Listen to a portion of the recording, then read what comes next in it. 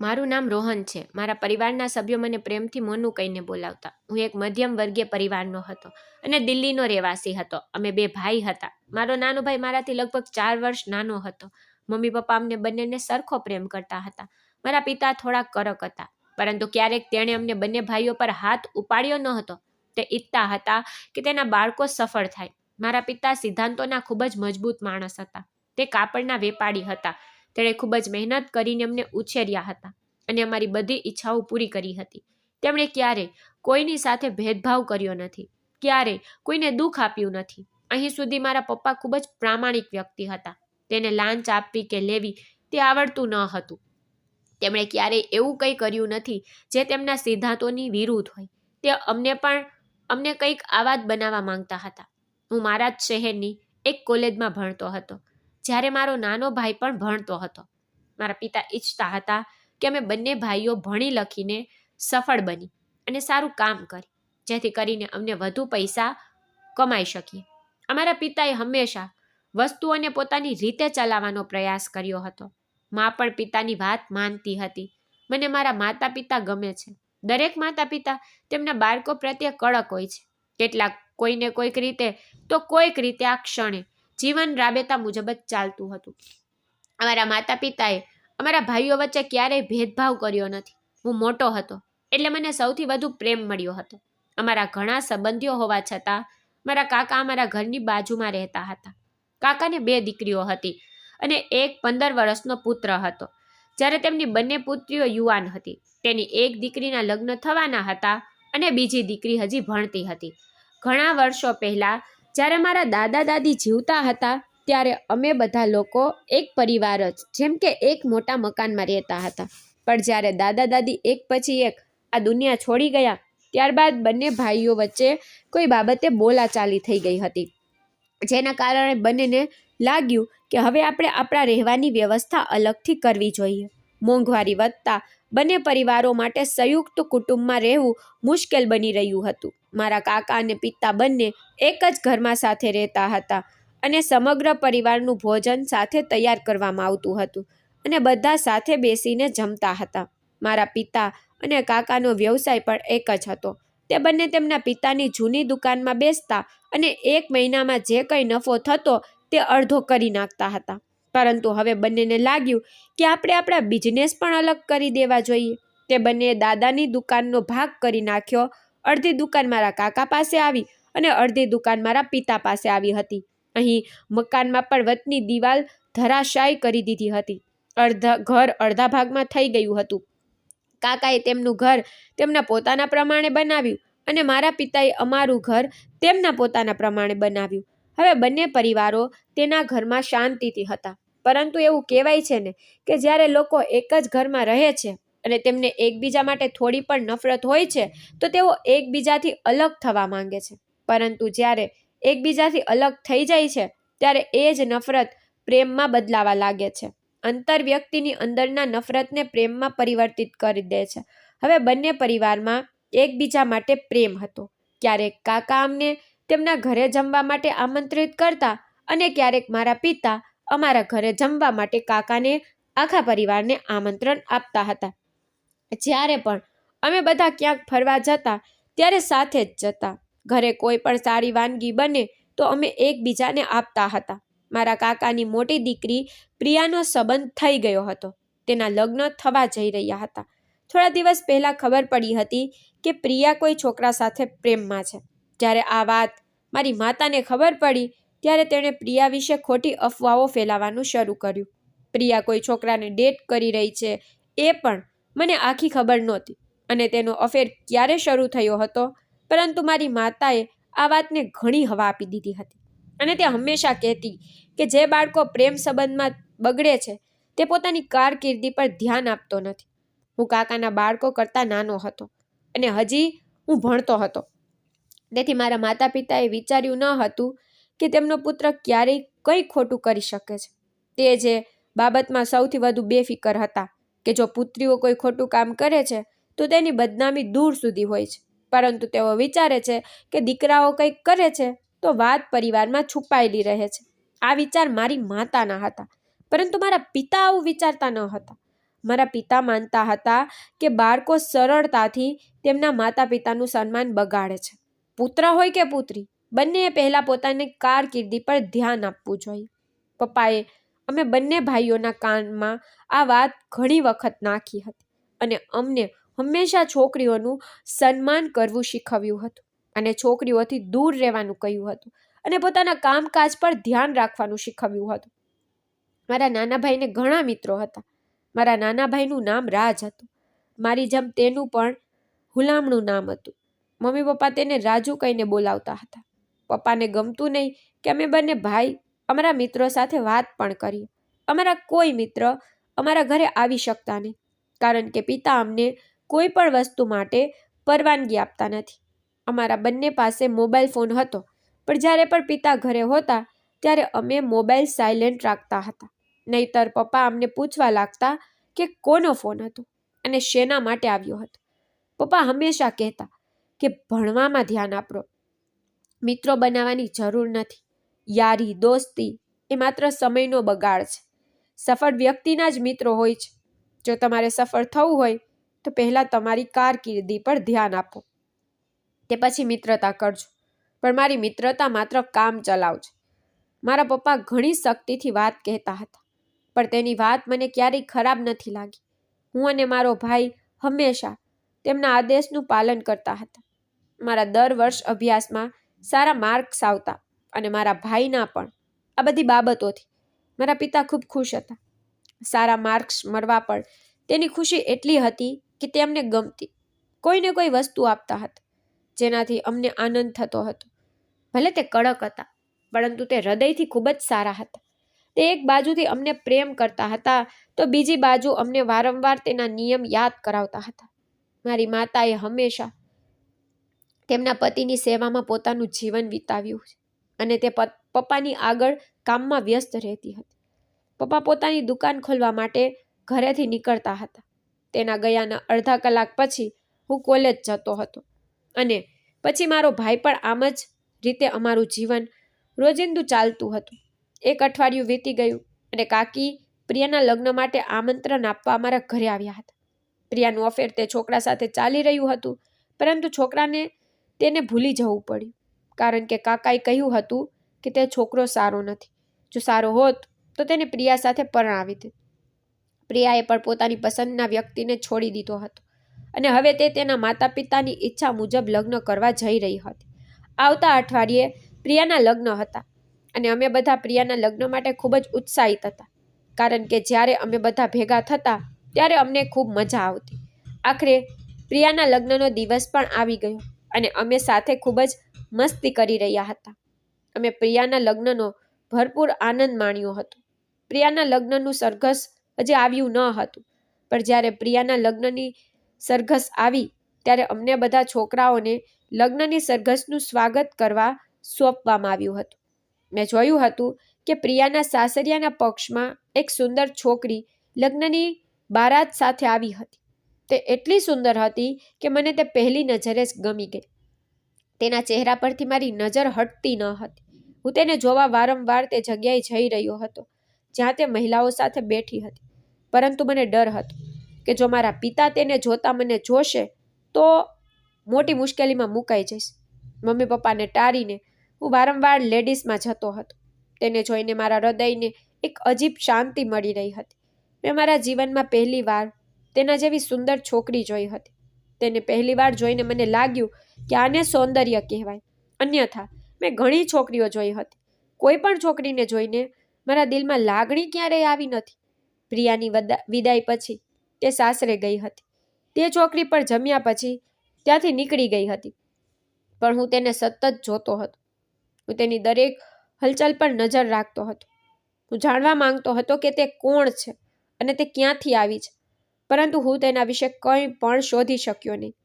જ્યારે લગ્ન પૂરા થઈ ગયા ત્યારે સમયની સાથે છોકરીના વિચારો પણ ફીકા પડી ગયા.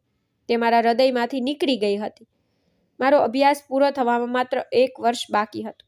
પપ્પાએ કહ્યું હતું કે તારો અભ્યાસ પૂર્ણ થશે તો હું તારા માટે નોકરી શોધીશ, કારણ કે મારા પિતાના ઘણા પરિચિતો હતા જેઓ મોટી કંપનીઓમાં કામ કરતા હતા. તેની ઓળખાણને કારણે મને પણ નોકરી મળી શકત. આમને આમ ઘણા દિવસો વીતી ગયા હતા. એક દિવસ અચાનક મારી કોલેજમાં મને એ જ છોકરી જોવા મળી જેને હું પ્રિયાના લગ્નમાં મળ્યો હતો. તેને જોઈને મેં તેના વિશે માહિતી એકત્ર કરવા કોલેજમાં તેની પાછળ જવા લાગી, પરંતુ તેના વિશે કોઈ માહિતી મેળવવી શક્ય નહીં. લાંબા સમય સુધી મેં મારી નજર તેના પર રાખી હતી. હવે હું તેને મારી કોલેજમાં દરરોજ જોતો હતો. કદાચ તેણે મારી કોલેજમાં એડમિશન લીધું હતું, કારણ કે થોડા દિવસો પહેલા જ અમારી કોલેજમાં નવા વિદ્યાર્થીઓના એડમિશન આવવા લાગ્યા હતા. હું આ છોકરી સાથે વાત કરવા માટે કંઈ પણ કરવા માંગતો હતો, જેથી એકલતા વાત કરવાની તક હું શોધતો હતો. અમારી કોલેજ ઘણી મોટી હતી અને અહીં ઘણા છોકરા છોકરીઓ ભણતા હતા, તેથી જ મને તેની સાથે એકલા વાત કરવાનો મોકો મળતો ન હતો. ઘણા દિવસ આમ ગયા. હવે મારું અંતિમ વર્ષ પૂરું થવા જઈ રહ્યું હતું. મને આ કોલેજ છોડવામાં થોડા જ દિવસો બાકી હતા. મેં વિચાર્યું હતું કે એકવાર હું આ છોકરી સાથે વાત કરીશ તો હું સરળતાથી કોલેજ છોડી શકીશ. કોણ જાણે આ છોકરી અહીંથી ગયા પછી મને ફરી મળશે કે નહીં. તેની સાથે વાત કરવા માટે મારે કંઈ પણ કરવું હતું, પરંતુ હવે મારે તેની સાથે વાત કરવા માટે સવારનો સમય સારો હતો. તેથી હું સવારે ગેટ ઉપર ઊભો હતો કે ક્યારે તે છોકરી આવે અને હું તેનાથી વાત કરું. હું લાંબા સમય સુધી તેની રાહ જોતો રહ્યો. તે છોકરી તે દિવસે કોલેજમાં આવી ન હતી. મેં તેના વિશે એટલી તો માહિતી એકઠી કરી હતી કે તે બીટેકની વિદ્યાર્થીની હતી અને તેનું નામ શિલ્પા હતું. હું હવે તેના વિભાગમાં જઈ અને તેની રાહ જોવા લાગ્યો હતો. એક દિવસ તે કેટલીક છોકરીઓ સાથે ક્લાસમાં હાજરી આપવા તેના ક્લાસમાં જઈ રહી હતી. ત્યારે મેં તેને રોકી અને કહ્યું કે હું તારી સાથે 1 મિનિટ વાત કરી શકું છું. તે છોકરીને મારા કહેવાનો અર્થ સમજાયો નહીં. તેણે કહ્યું, તારે મારી સાથે શું વાત કરવી છે? તમારે મારી સાથે જે પણ વાત કરવી છે એ અહીં બધાની સામે કરો. તે ગુસ્સે હતી. મેં તેને શાંત રહેવાનું કહ્યું અને કહ્યું કે મારે તમને માત્ર અભ્યાસ સંબંધિત કંઈક પૂછવું છે. તે ખૂબ જ ઘમંડી હતી, પણ મેં તેને મારા શબ્દોથી શાંત પાડી હતી. મેં તેને મારા હૃદયની સ્થિતિ વિશે જણાવ્યું ન હતું. બસ તેને શિક્ષણને લગતા 2-3 પ્રશ્નો પૂછ્યા, જેના પર તે શાંત થઈ ગઈ હતી અને મારી સાથે લાંબા સમય સુધી વાત પણ કરી હતી. મને તેની સાથે વાત કરવામાં મજા આવી હતી અને પછી ધીમે ધીમે કોઈ વિષય પર વાત કરવાનું શરૂ કર્યું. પણ મને કોલેજની અંદર વાત કરવાનું ગમતું નહોતું, કારણ કે બધા છોકરા છોકરીઓ મને અને શિલ્પાને જોતા હતા. મને ખૂબ ડર હતો કે જો કોઈ મારા પિતાને આ સમાચાર આપશે કે હું કોલેજમાં છોકરીઓ સાથે વાત કરું છું તો મારા પિતા મારી કેવી હાલત કરશે. શિલ્પાને લાગ્યું કે હું તો એનો સિનિયર છું, તેથી જ હું અભ્યાસને લગતી બાબતો સમજાવતો રહું છું, પણ મારી વાત કરવાનો હેતુ કંઈક બીજો હતો. હવે હું તેને કોલેજના ગેટ પર રોકતો હતો અને એક સાઈડ પર ઊભો રહીને 2-3 વાતો તેની સાથે કરતો હતો. તેને હજી ખબર નહોતી કે હું તેને પસંદ કરું છું. હું ઈચ્છતો હતો કે તે મને તેનો મોબાઈલ નંબર આપે, પરંતુ હજી તેની સાથે મિત્રતા થઈ નહોતી. તેને લાગતું હતું કે હું તેની સાથે તેના સિનિયર તરીકે વાત કરી રહ્યો છું, પણ સાચું કારણ શું હતું હું તેને આટલી ઝડપથી સમજાવી શકતો ન હતો. થોડા દિવસો પછી શિલ્પા 2-3 દિવસ સુધી કોલેજ આવી ન હતી. એટલે મેં તેને પૂછ્યું, તમે કોલેજ આવી ન હતા? શું કોઈ સમસ્યા હતી કે તમારી તબિયત સારી ન હતી? તેનીએ કહ્યું, ના, હું એકદમ ઠીક છું. મારા પિતાની બાઇક બગડી ગઈ હતી. હું મારા પિતા સાથે કોલેજમાં આવું છું. તે મને મૂકીને ચાલ્યા જાય છે. પછી 2-3 દિવસ મેં કોલેજના ગેટ પર જ તેની સાથે વાત કરી હતી.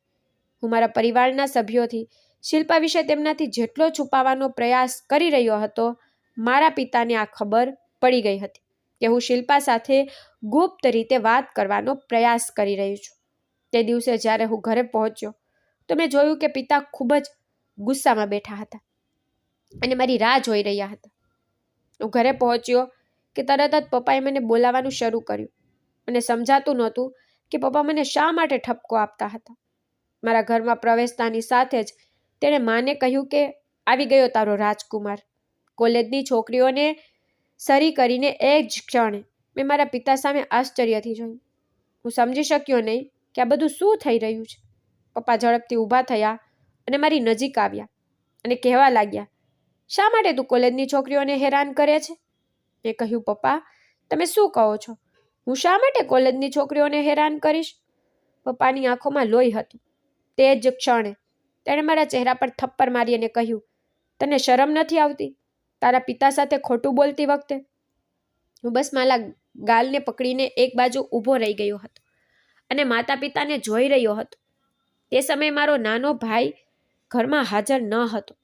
મેં મમ્મીને કહ્યું, મમ્મી શું વાત છે? તો મમ્મીએ કહેવાનું શરૂ કર્યું, બદતમીઝ, તને ખબર નથી કે તે શું કર્યું છે? અને તે આ કામ આજે જ નહીં પણ કેટલા દિવસથી આ કરી રહ્યો છે. મને ખબર નથી. મેં કહ્યું, શું થયું છે તે કહો. થોડી જ વારમાં પિતાએ ફરી મારા મોઢા પર થપ્પડ મારી અને કહેવા લાગ્યા, શું થયું છે કે તું કોલેજમાં જઈને મારું માન નીચે કરે છે?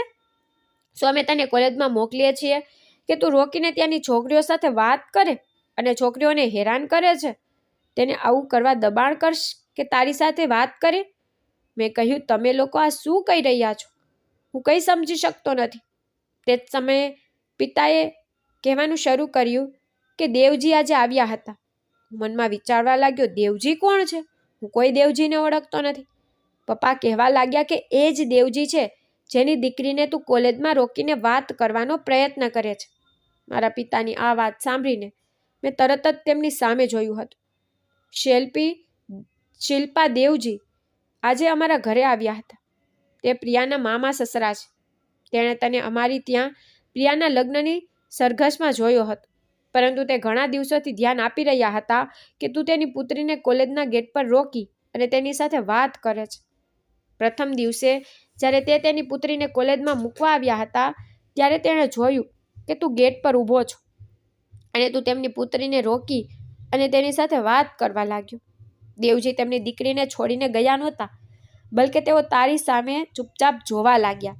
તેણે વિચાર્યું કે તું તેની પુત્રી સાથે અભ્યાસને લગતી કોઈ વાત કરી રહ્યો છો, પરંતુ બીજા દિવસે તેમણે ફરીથી જ્યારે તેની દીકરીને કોલેજમાં ઉતારી ત્યારે તે ત્યાંથી ન ગયા અને તે જોવા લાગ્યા કે તું તેની પુત્રી સાથે ફરીથી વાત કરે છે કે નહીં. અને તે પછી પણ તે આવું જ કર્યું. 3-4 દિવસથી તે તને તેની દીકરી સાથે વાત કરતા જોઈ રહ્યા છે. ગઈકાલે કોલેજમાંથી પરત આવ્યા બાદ તેણે તેની પુત્રી સાથે વાત કરી હતી કે તને જે છોકરો ગેટ પર રોકે છે તે તારી સાથે કેમ વાત કરે છે. તેણે શિલ્પાને કહ્યું ન હતું કે તે તને ઓળખે છે. શિલ્પાએ તેના પિતાને કહ્યું કે એ છોકરો તેની સાથે વાત કરવાનો પ્રયત્ન કરી છે. હું તેની સાથે વાત કરતી નથી. તે પોતે આવીને મારી સામે ઊભો રહે છે અને કોઈ વિષય પર વાત કરવાનું શરૂ કરે છે. આ બધું દેવજીને ગમ્યું નહીં. ભવિષ્યમાં તું તેની દીકરીને તકલીફ ન આપે, તેથી જ તારી ફરિયાદ લઈને આપણા ઘરે આવ્યા હતા. આજે મારે લોકોની સામે અપમાનનો સામનો કરવો પડ્યો. મને જરાય ગમ્યું નહીં કે દેવજી મારા પુત્ર વિશે ફરિયાદ લઈને મારા ઘરે આવ્યા છે.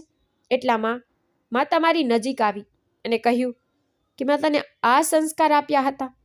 મેં તને હંમેશા છોકરીઓનું સન્માન કરવાનું શીખવ્યું છે અને તું છે જે છોકરીઓને કોલેજના ગેટ પર રોકીને હેરાન કરે છે.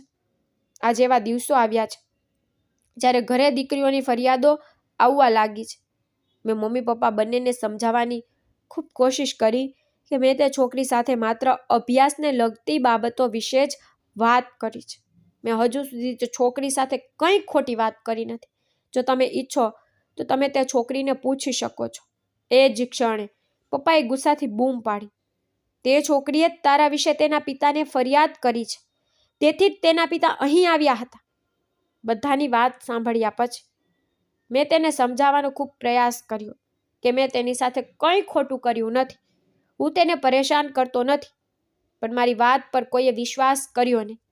મારા પોતાના માતા પિતાને તેમના પુત્ર પર ભરોસો ન હતો, બલકે તેઓ બહારના વ્યક્તિ પર વિશ્વાસ કરતા હતા અને તેમની ફરિયાદને કારણે તેમના પુત્રને વારંવાર ઠપકો આપતા હતા. તે આખો દિવસ મારા માટે ખૂબ જ મુશ્કેલ હતો.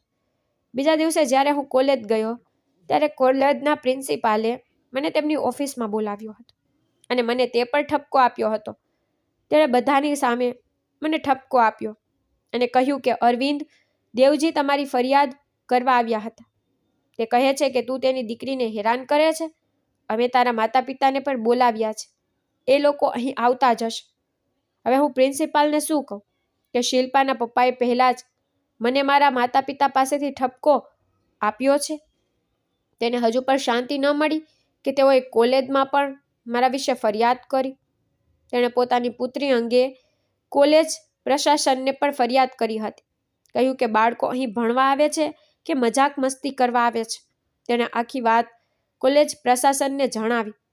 જ્યારે કોલેજ પ્રશાસનને આ પસંદ ન આવ્યું ત્યારે તેઓએ મારા માતા પિતાને બોલાવી અને ફરિયાદ કરી કે તમારા પુત્રને કારણે લોકો અમારી કોલેજ વિશે જુદી વાતો કરે છે. તમારે તમારા પુત્રને નિયંત્રિત કરવો જોઈએ. તે દિવસે મારા મમ્મી પપ્પાને ઘણી અકરામણનો સામનો કરવો પડ્યો હતો અને ત્યારથી તેઓએ મને પોતાના તરીકે અપનાવી લીધો હતો. તેને મારી કોઈ વાત પર વિશ્વાસ ન હતો. તે માત્ર બીજાની વાતચીતમાં આવીને મને વાતો સંભળાવતા હતા. તે દિવસથી જ મારા મનમાં મારા માતા પિતા પ્રત્યે નફરત પેદા થવા લાગી હતી, કારણ કે તેણે મારી એક વાત પણ માની નહીં. તેઓ દરેક પગલે મારું અપમાન કરતા હતા. જ્યારે પણ કાકા કાકી તેમની દીકરીઓ સાથે ઘરે આવતા ત્યારે તેમની સામે પણ મારું અપમાન કરતા હતા. પાપા મને તેમની સામે આવવા દેતા ન હતા. તેઓ કહેતા કે તારો કોઈ ભરોસો નથી. જે બહારની છોકરીઓ પર નજર રાખે છે તે ઘરની છોકરીઓને શું માન કરશે. હું શિલ્પાના પ્રેમમાં હતો. શિલ્પાએ પણ આ વાત તેના પિતાને વધારીને ના કહેવી જોઈએ. તેને ખબર નથી કે તેણે કેટલી મોટી ભૂલ કરી છે અને તેના પિતાએ પણ મારું અપમાન કરવામાં કોઈ કસર છોડી નથી. પહેલા મારા ઘરે આવીને મારા માતા પિતાને ફરિયાદ કરી અને પછી કોલેજમાં પણ ફરિયાદ કરી હતી. બધાએ કહ્યું કે હું કોલેજ ભણવા નથી જતો, પણ કોલેજનું વાતાવરણ બગાડવા જાઉં છું. પપ્પા એટલા ગુસ્સામાં હતા કે તેઓ મારી કોઈ પણ વાત સાંભળવા તૈયાર ન હતા અને તેમણે મને ઘરની બહાર નીકળતા પણ રોકી દીધો હતો. તેઓએ મને પૈસા આપવાનું પણ બંધ કરી દીધું હતું. મને મારા મિત્રોને મળવાથી અટકાવવામાં આવ્યો હતો અને મારો મોબાઈલ પણ છીનવી લેવામાં આવ્યો હતો. હું આ બધું સહન કરી શકતો ન હતો. તેમ છતાં હું મારા ઘરમાં સહન કરીને જીવતો હતો. આ મોટે ભાગે છોકરીઓ સાથે કરવામાં આવે છે. મેં તમને પહેલેથી જ કહ્યું છે કે મારા પિતા તેમના સિદ્ધાંતો પર ખૂબ જ મક્કમ હતા, પણ તેમને મારી વાત સમજવી જોઈએ કે તેનો પુત્ર પણ તેને કંઈક કહેવાનો પ્રયાસ કરી રહ્યો છે. પપ્પાએ કહ્યું કે તારો અભ્યાસ પૂરો કર્યા પછી તરત જ નોકરીની શોધ કર, તો તારે મોબાઈલનો ઉપયોગ કરવાની જરૂર નથી. ન તો તું કોઈ વધુ બિનજરૂરી ખર્ચ કરીશ અને ન તો તું તારા ભટકતા મિત્રો સાથે સંગત રાખીશ. ફક્ત તારી કારકિર્દી પર ધ્યાન આપ. એટલું જ નહીં, મારા માતા પિતાએ મારા પર એટલું ધ્યાન રાખ્યું કે હવે જ્યારે પણ ઘરમાં કોઈ પણ વિષય પર ચર્ચા થાય ત્યારે તેઓ મને ટોકતા હતા કે હું છોકરીઓને હેરાન કરું છું. મારો નાનો ભાઈ પણ આ બધું જોઈ રહ્યો હતો. મારા માતા પિતા મારા નાના ભાઈની સામે મારું અપમાન કરે એ વાત મને પસંદ નહોતી. તે કાકાના પરિવારની સામે મારું અપમાન પણ કરતા હતા. મારું પણ થોડું સન્માન છે. મેં કંઈ કર્યું નથી, છતાં પણ મારે ઘણું સહન કરવું પડ્યું હતું.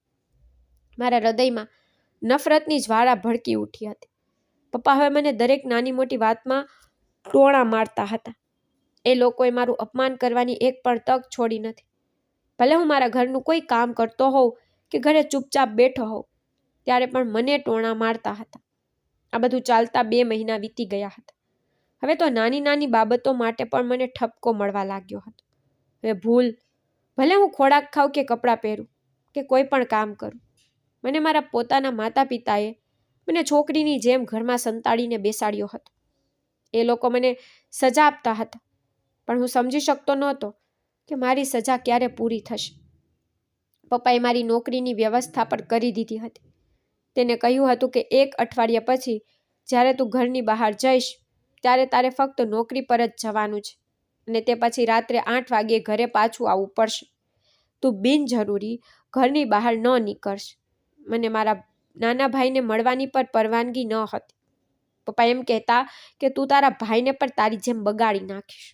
હું સમજી શકતો ન હતો કે તે મને સુધારવાનો પ્રયાસ કરી રહ્યા હતા કે પછી તે હંમેશા મને આ રીતે નિયંત્રણમાં રાખવાનો પ્રયાસ કરી રહ્યા હતા. હું આ બધું સહન કરી શકતો ન હતો. મારા માતા પિતાના આવા વર્તનને કારણે હું અંદરથી ભાંગી રહ્યો હતો. થોડા દિવસો પછી મેં મારી નોકરી પર જવાનું શરૂ કર્યું હતું. પપ્પા મારી ઓફિસમાં કામ કરતા છોકરાને વારંવાર ફોન કરતા હતા અને મારા વિશે પૂછતા કે હું ઓફિસથી નીકળ્યો કે નહીં. મને આટલી શક્તિ બિલકુલ ગમતી ન હતી. એક દિવસ ઘરે પરત ફરતા જ હું ટ્રાફિકને કારણે અડધો કલાક મોડો પડ્યો હતો. ઘરે પહોંચતા જ પાપા મને ઘણો પ્રશ્નો પૂછવા લાગ્યા અડધો કલાક ક્યાં વિતાવ્યો તે પૂછવા લાગ્યા. મેં તેમને સમજાવવાની કોશિશ કરી કે હું ક્યાંય ગયો નથી, પણ આ ટ્રાફિકનો સમય હતો. ખૂબ જ ટ્રાફિક છે, તેથી જ મોડું થયું. તે જ સમયે પપ્પાએ પડોશમાં રહેતા છોકરાને ફોન કર્યો જે ઓફિસમાં કામ કરે છે, અને તેને પૂછ્યું કે તે ઘરે કેટલા વાગે આવ્યો છે. મને નવાઈ લાગી કે પિતા હવે મારી કોઈ વાત માનતા નથી. મેં મમ્મીને પણ સમજાવવાનો ઘણો પ્રયત્ન કર્યો હતો કે મમ્મી, તમે તો સમજવાની કોશિશ કરો, પણ માતાએ પણ પિતાની વાત માની. રાજુને તે લોકો મારાથી દૂર રાખતા હતા, અને રાજુને હંમેશા કહેતા કે તારા મોટા ભાઈ જેવો ક્યારેય બનજે નહીં. તારા મોટા ભાઈએ અમારું નાક કપાવવામાં કોઈ કસર છોડી નથી. હવે મેં નક્કી કરી લીધું હતું કે મારે માતા પિતા માટે કંઈક કરવું જોઈએ. હવે મારા માટે આ લોકો સાથે ઘરમાં રહેવું પણ મુશ્કેલ બની રહ્યું હતું. થોડા દિવસ નોકરી પર જતા મને મારો મોબાઈલ મળી ગયો હતો, પણ હવે હું મારા માતા પિતા પાસેથી છુટકારો મેળવવા માંગતો હતો. એટલા માટે મેં મોબાઈલનો યોગ્ય જગ્યાએ ઉપયોગ કર્યો. મેં સૌથી પહેલું કામ ઓનલાઈન નશાની ગોળીઓ મંગાવી અને તેને પહોંચાડી મારા ઓફિસના સરનામે. તે દવા મેં મારી ઓફિસની બેગમાં રાખી અને ઘરે લાવ્યો હતો, જેથી કોઈ મારા પર શંકા ન કરે. હવે મારી જાતને કોઈક રીતે મજબૂત કરવાની હતી. મારા પરિવારના સભ્યો મને કંઈ પણ કહેતા, મને તે વાતનું ન તો ખરાબ લાગી રહ્યું હતું અને ન તો મારો મૂડ બગડતો હતો, પરંતુ હું તે લોકો સાથે દરેક રીતે વાત કરવાનો પ્રયત્ન કરતો હતો. હું સુધર્યો હોય તેમ તેમની સાથે વર્તતો હતો અને જાણી જોઈને તેમની સાથે ખુશખુશાલ વાત કરવાનો પ્રયાસ કરતો હતો. હવે મારે કોઈ પણ દિવસે મારી યોજનાને અમલમાં મૂકવાની હતી. તેથી જ હું મારા પ્લાનને સફળ બનાવવા આગલી રાતે હું મારા પરિવાર સાથે હાજર હતો. મારો ભાઈ કાકાને ત્યાં ગયો હતો, કારણ કે કાકાના બાળકો પ્રિયાના ઘરે ગયા હોવાથી આજે રાત્રે ત્યાં જ રહેવાના હતા. આથી તેઓ રાજુને પોતાની સાથે લઈ ગયા હતા. તેમને ત્યાંથી પાછા ફરવામાં ઘણો સમય લાગશે, તેથી કાકાએ કહ્યું હતું કે રાજુ આજે રાત્રે અમારા ઘરે સૂઈ જશે. આજથી સારી તક મારી પાસે ક્યારેય નહોતી. મારું વર્તન મારા માતા પિતા સાથે સારું હતું. એ રાત્રે તેમની સાથે હું વાત કરતો હતો. મેં તેમને કહ્યું, મમ્મી પપ્પા, તમે લોકો લસ્સી પીશો? હું હમણાં તમારા માટે લસ્સી બનાવીશ. ખૂબ જ ગરમી હતી, તેથી તેણે મને ઠંડી લસ્સી પીવા કહ્યું. હું તરત જ રસોડામાં ગયો. મેં મારા હાથથી લસ્સી બનાવી અને તેમાં તે ગોળવીઓ ભેરવી. આ બધું કરતી વખતે મારા હાથ ધ્રુજતા હતા, પણ હું શું કરી શકું? મારા માતા પિતાએ મને આ બધું કરવા દબાણ કર્યું હતું. મેં લસ્સી બનાવી અને લસ્સીના બંને ગ્લાસ મારા માતા પિતાને આપ્યા. જો કે મારા માટે પણ લસ્સી બનાવી હતી, પણ એમાં કોઈ દવા ન હતી. હું તેની સામે બેસીને લસ્સી પીવા લાગ્યો. તેઓ પણ એકબીજા વાતો કરતા હતા અને લસ્સીની મજા લેવા લાગ્યા. મેં બંનેની લસ્સીમાં ઊંઘની ગોળીઓ પ્રમાણ વધારી દીધું હતું, કારણ કે હું ઈચ્છતો હતો કે તે શક્ય તેટલી વહેલી તકે બેહોશ થઈ જાય અને વધુ ઊંડે સૂઈ જાય. અને તે સમય રાત્રે 12 અથવા 1ની વચ્ચેનો હતો. મમ્મી પપ્પાની લસ્સી જેમ પૂરી થઈ કે તે બંને ધીમે ધીમે ઊંઘવા લાગ્યા. તે બંને એકબીજાને કહ્યું કે તેમને ખૂબ ઊંઘ આવી રહી છે, ચાલ આપણે રૂમમાં જઈને સૂઈ જઈએ. તે બંને પોતપોતાના રૂમમાં એકબીજાનો સહારો લઈને ગયા અને સૂઈ ગયા, અને હું ત્યાં જ સોફા પર બેઠો હતો. મારા હાથમાં લસ્સીનો ગ્લાસ હતો અને મનમાં ખુશીની લહેર દોડી ગઈ હતી અને હોઠ પર સ્મિત આવી ગયું હતું. તેઓ તેમના રૂમમાં ગયા હતા. થોડા સમય પછી જ્યારે હું તેમને બોલાવીને તેમના રૂમમાં ગયો, ત્યારે મેં જોયું કે તેઓ બંને પલંગ પર આડા પડ્યા હતા અને ખૂબ જ ઊંઘમાં હતા. તે યોગ્ય રીતે બેહોશ થયા છે કે નહીં તે જોવા માટે મેં બંનેને હલાવીને જોયું, પરંતુ તે બંને હલતા ન હતા. તે પોતાની જગ્યાએ એકદમ મૌન સૂતા હતા. હવે મને કોઈ પણ પ્રકારની ચિંતા કર્યા વિના મારું નવું કામ કરવાની સ્વતંત્રતા હતી. તેથી હું તેનો રૂમ છોડીને મારા રૂમમાં આવ્યો. મારા રૂમમાં એક મોટો લોખંડનો સળિયો રાખવામાં આવ્યો હતો, જે ખૂબ જ ભારે હતો. એ સળિયો લઈને હું રૂમમાં આવ્યો અને પહેલાં મારી માતા તરફ ગયો, કારણ કે મારા પિતાની જેમ મારી માતા પણ મને ખૂબ રોકતી હતી. મેં સળિયો ઉપાડ્યો અને મારી માતાને મારવા લાગ્યો. બેભાન થવાના સમયે તેઓને પીડાની જાણ ન થાય અને તેઓ તેમના હાથ પગ મારશે નહીં, બૂમો પાડશે નહીં. તેથી મેં તેમને પ્રથમ બેહોશ કર્યા અને હવે મેં તે સળિયાથી ઘણી વખત તેમને માર્યા હતા. એકવાર નહીં, પણ 10-15 વખત મેં તે સળિયાથી માર્યા હતા. આવી સ્થિતિમાં માં વિરોધ કરી શકે તેવી સ્થિતિમાં ન હતી. જે રીતે મેં તેના પર હુમલો કર્યો હતો, કદાચ તે મૃત્યુ પામી હશે. આ પછી હું મારા પિતા પર હુમલો કરવા ગયો. પપ્પાને જોતાની સાથે જ મારું લઈ વધુ ગરમ થયું. મેં એક ઝાટકે પપ્પા પર ઘણી વાર હુમલો કર્યો અને જોર જોરથી બૂમો પાડવા લાગ્યો કે તમે મને રોકો, હવે મને ઠપકો આપો અને હવે મારા પર ઘણા ટોણા મારો. હું ત્યાં સુધી મારા પિતા પર હુમલો કરતો રહ્યો જ્યાં સુધી મને ખાતરી ન હતી કે તે મરી ગયા છે. હું સળિયાથી મારતા મારતા તેઓને લોહી લુહાણ કરી નાખ્યા હતા. મારા માતા પિતા મૃત્યુ પામ્યા હતા. હું તેની બાજુમાં બેઠો હતો. મારી હાલત બહુ ખરાબ થઈ ગઈ હતી. હું ખૂબ થાકી ગયો હતો. મારા ચહેરા પર એક વિચિત્ર ઉદાસી હતી, પણ સાથે સાથે રાહત એ પણ હતી કે જો લોકો મને હેરાન કરી રહ્યા હતા તેઓ ચૂપ છે. હવે મને કોઈ કંઈ કહી શકશે નહીં. મેં બંને તરફ જોયું અને પૂછ્યું, હવે તમારે લોકોને જેટલી ચીસો પાડવી છે તેટલી ચીસો પાડતા રહો. હું તમારી દરરોજની ચીસોથી ખૂબ કંટાળી ગયો હતો. તો આજે હું તમને શાંત કરવાની આ પદ્ધતિ અપનાવી. હવે હું જોવા માંગુ છું કે તમે લોકો મારા પર કેટલા ઇલ્ઝામ લગાવશો, કેટલી વાત કરશો, તમે મને કેટલો પરેશાન કરશો. પણ મારા માતા પિતા તો મરી ગયા હતા. હવે કદાચ એ લોકો બોલવાની સ્થિતિમાં ન હતા. મેં એ લોકોને મારી નાખ્યા હતા, પણ હવે મારે તેમના મૃતદેહનો નિકાલ કરવો હતો. તેથી હું રૂમનો કબાટ ખોલી પછી કબાટમાં રહેલા મમ્મી પપ્પાના તમામ કપડાં કાઢી લીધા અને તમામ કપડાં ડેડ બોડી પર મૂકીને આગ લગાવી દીધી. જેમ કપડાં સળગવા લાગ્યા એમ મમ્મી પપ્પા પણ બળવા લાગ્યા. લગભગ અડધા કલાક સુધી જ્યારે તે કપડાં ઝડપથી સળગવા લાગ્યા ત્યારે મારા માતા પિતાનું શરીર પર ચિતાની જેમ સળગવા લાગ્યું. મને હવે રાહત થઈ હતી કે હવે આ લોકોએ આ દુનિયા છોડી દીધી છે, પણ હવે મારે આગળની યોજના પર ધ્યાન કેન્દ્રિત કરવાનું હતું. તે બંને મારા હાથે મૃત્યુ પામ્યા છે. હું ઈચ્છતો ન હતો કે આ દુનિયા સામે જાહેર થાય. આથી મેં રૂમમાં સામાન અહીં ત્યાં વિખેર કરી નાખ્યો હતો, જેથી એવું લાગે કે જાણે ચોર અને ડાકુઓ ઘરમાં ઘૂસી આવ્યા હોય અને આ બધું તેણે કર્યું હોય. તેના પછી હું ઘરની બહાર આવીને કાકાના ઘરનો દરવાજો જોરથી ખટખટાવ્યો. એટલા જોરથી ખટખટાવ્યું કે તે લોકો પણ મધ્યરાત્રિએ આટલો મોટો અવાજ સાંભળીને ઝડપથી તેના દરવાજા પર આવી ગયા. મેં કાકાને કહ્યું કે કાકા જલ્દી ઘરે આવો, ચોર અને બદમાશો ઘરમાં ઘૂસી આવ્યા છે અને ઘરને આગ લગાડી દીધી છે. મમ્મી અને પપ્પાના રૂમમાં ખૂબ જ આગ લાગેલી છે. રાત્રે ઘણો ઘોંઘાટ થયો. કાકાના ઘરેથી બધા અમારા ઘરે આવી ગયા હતા. કાકાએ પણ અવાજ કરીને વિસ્તારના લોકોને ભેગા કર્યા હતા. મમ્મી પપ્પાના રૂમની બારીમાંથી જ્વારાઓ અને ધુમાડા સ્પષ્ટ દેખાતા હતા. રાત્રિનો સમય હતો. આસપાસના લોકો પણ જાગવા લાગ્યા. પાડોશમાંથી કોઈએ પોલીસને પણ બોલાવ્યા હતા.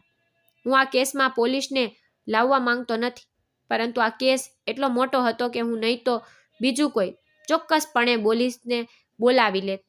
આમ તો જે સળિયાથી મેં મમ્મી પપ્પા પર હુમલો કર્યો હતો મેં તેણે પણ આગમાં નાખી દીધો હતો. તેના પર મારી ફિંગરપ્રિન્ટ્સ નહીં હોય. રાજુ પણ કાકાના ઘરે હાજર હતો. આ બધું જોઈને રાજુ જોર જોરથી રડી રહ્યો હતો. મારે પણ તેની સાથે રડવાનો ઢોંગ કરવો પડ્યો હતો.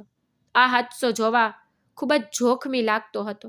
થોડીવાર પછી પોલીસ આવી તો અમને બધાને ઘરમાંથી કાઢી મૂકવામાં આવ્યા હતા.